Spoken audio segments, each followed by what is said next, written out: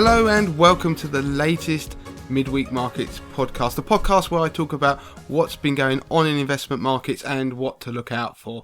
Now, those of you who've been regularly listening will realise that I missed last week's due to illness. I had the flu.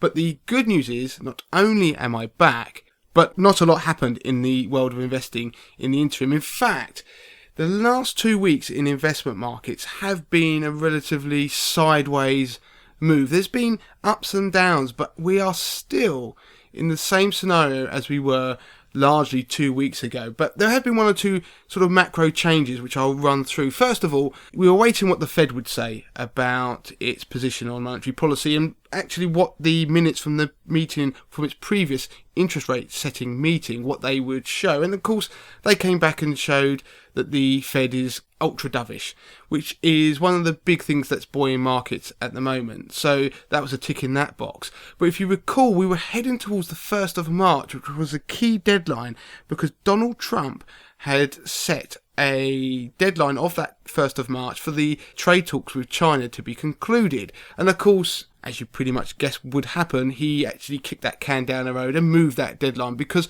the trade talks, we seem to keep talking about these trade talks that are occurring, and we have 1 week there'll be trade talks that conclude and nothing happens, and we have another week with another set of trade talks. In fact, we're supposedly going to have some form of meeting or summit later on in the month where Trump is saying that he's going to actually sign the dotted line of a trade deal. I'll believe that when I see it. What we're getting is this cycle of tweets and leaked newspaper stories about the trade war and about how the trade talks actually coming to fruition and is going to be an imminent trade deal. The problem is the market is buying that news but then selling the reality when that doesn't materialise. There doesn't seem to be any trade truce in the offering. And what we're seeing is that the market has been ramped up. If you get your stock market app out and you look at the S&P 500, you will notice that it got towards 2,800. So the S&P 500 being the US stock market. And it's bounced along just around that level. It did break above it and close just above that level, which is obviously a bullish sign and would set the sights for 2,900. But the fly in the ointment is that there's a zone between 2,800 and about 2,825, which is a resistance zone which dates back all the way to the October sell-off. We've hit it 3 times previously and we've just hit it again for the 4th time in the last couple of weeks, and the market is struggling to break up through that resistance line. And what it's doing is it's testing it, and that's largely because of the Fed and some good news around the trade war, and it's then pulled back. And until the market closes convincingly above that 2,825 level, then we're unlikely to head towards 2,900. Now, it does give this idea of a quadruple top. If you go and look at your stock market app, extend the time frame to 6 months, and you will see on the S&P 500 that it's hit that level a number of times and then fallen back. There is no such thing in technical analysis as a quadruple top. It doesn't really mean anything in particular is going to happen, but it just shows that level is becoming very problematic. But from the bulls' perspective, there is some good news. Because just like if you were in a swimming pool and you had a beach ball and you hold it under the water for long enough, then just below the surface as it sort of bobs along and you release it, it will shoot upwards.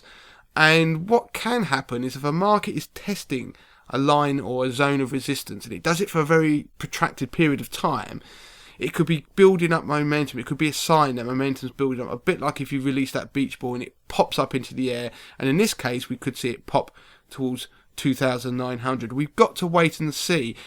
In the markets this week, we've seen the S&P 500 pull back towards, only slightly, towards 2,775, and that level now is becoming a bit of a line in the sand, because if we break below and close below that, that shows the market is weakening somewhat. But it's still the 2,700 level that I mentioned 2 weeks ago that we've got to keep an eye on, because if we go below that, that's where we've smashed through some 200-day moving averages along the way, and that's normally a bearish sign. Talking of bearish signs and bullish signs, the VIX, now that's the market fear gauge, so the VIX, the VIX, which you can see on your stock market app, that is basically a measure of volatility on the S&P 500, but it's a good measure of how frightened people are. When the VIX goes up, then the market is becoming fearful, and it usually is a sign that stocks start to fall. If the VIX tumbles, then stock markets tend to strengthen. And historically, you see the VIX around an average of about 20, and it's actually kept falling. We got below 15, and the 15 is a bit of a line in the sand. At the moment, if the VIX is above 15, that would be slightly negative for stock markets. If it's below 15, then that's quite bullish, and we are at the point where we're just flip-flopping around that level. So keep an eye on that VIX number in the coming days and weeks, just to see where it is, because that's kind of a nice little indicator to see where the market is going, where the fear is, and possibly where stock markets might go. Moving away from the US, because I mentioned in the last Midweek Markets podcast that if you look in emerging markets, there's some quite interesting trends developing whereby they're driving the developed world markets higher, and there was some signs of resilience when the developed world markets were plummeting in the back end of 2018, and emerging markets showed that resilience largely because they'd already sold off for the entire of 2018. There was some signs of value starting to appear, so people were starting to nibble and buy. And of course there was some movements in currencies which made emerging market assets seem a little bit more attractive. So emerging markets have been beaten up quite a lot anyway. So we had that dynamic where a risky asset like emerging markets was still faring quite well in an environment where usually risk assets don't, i.e. a market sell-off in America that had spread to the rest of the world. When you look at lots of different markets, and particularly in Asia, if you look at the Japanese stock market, so the Nikkei 225, that struggled all 2019. Of all the stock markets, it's pretty much flatlined, and that's partly due to the currency differential between the yen and the dollar. It's something I'll come back to in the future. But one interesting market is the Chinese stock market. Now, the Chinese stock market has pretty much been one of the best performing stock markets of 2019. It's gone like a rocket, and that's happening still with a backdrop of slowing economic numbers coming out of China. Now, you can't always trust the numbers that come out of China because they're very guarded and they're almost made up. But even this week, the official figures said that the annual growth rate was going to drop from 6.5% a year to between 6 and 6.5%. If they're actually disclosing and admitting to that, that shows you how desperate the situation is. But the Chinese stock market has gone into a bit of a bubble. It's actually rallying, and part of that is because the authorities in China are so worried about the slowing economy in China and trying to stave off any sort of hard landing that they're printing money, they're slashing tax rates, making tax cuts. If there was a big red button on the desk of President Xi in China that said panic, he's hit it. And it's caused the stock market in China to rally. And China, a lot like so many other countries around the world, and don't forget, even in America, there's an element of manipulation that goes on in the stock market at the moment. China does tend to manipulate its stock market, and it seems to be very orchestrated that the market is going to go up, because there's a lot of people, lots of ordinary consumers in China that actually invest. It's very different to the UK, where most people don't invest. In China, people will sort of rush to buy into IPOs and buy stocks and put their life savings into it to try and sort of ride this any wave upwards. And we've seen a number of bubbles in recent years that have popped along the way, but it's very painful for consumers. So it's interesting to watch what's going on in the Chinese stock market, because it's going upwards. It's actually entered into a bullish pattern.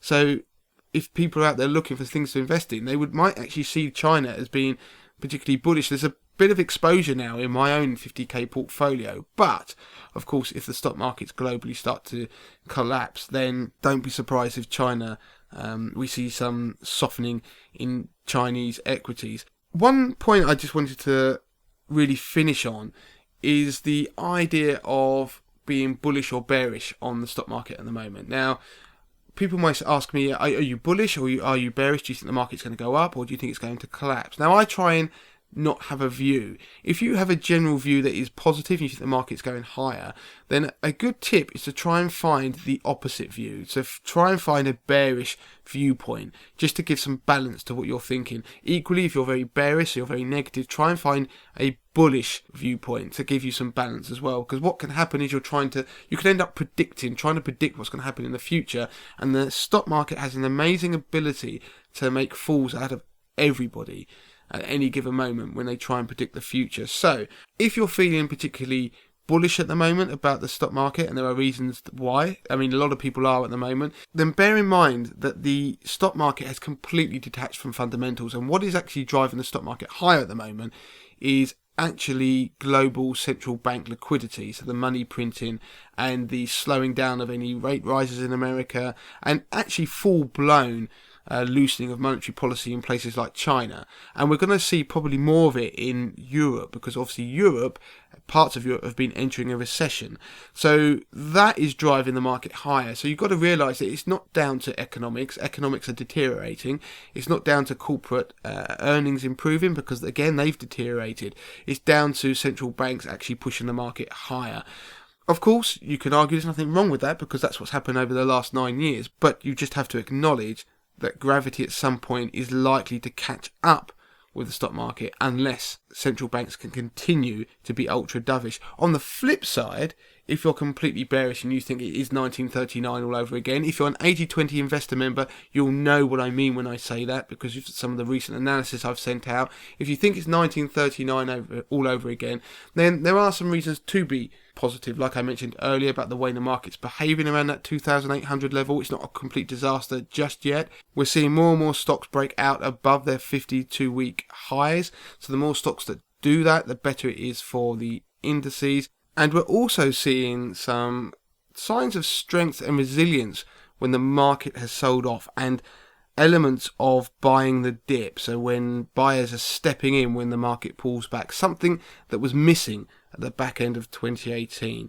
So that is it for this week. I look forward to what's going to come up in the week ahead in investment markets. At the moment, there's a big jobs number that's going to come out of America at the end of the week, which we need to keep an eye on. And of course, we need to keep an eye on what's going on in the trade war discussions. That seems to be the big catalyst that the market is hoping that will push the market in America upwards towards 2,900 and new all-time highs, along with the rest of the world to be dragged along with it. But of course, the longer that we have that period where the market isn't pushing higher on good news, then there is a chance that it's already pricing in a positive outcome in those discussions. If we don't get it, then that could be a problem. But that is it for this week. Keep an eye on those headlines, and I will be back next week.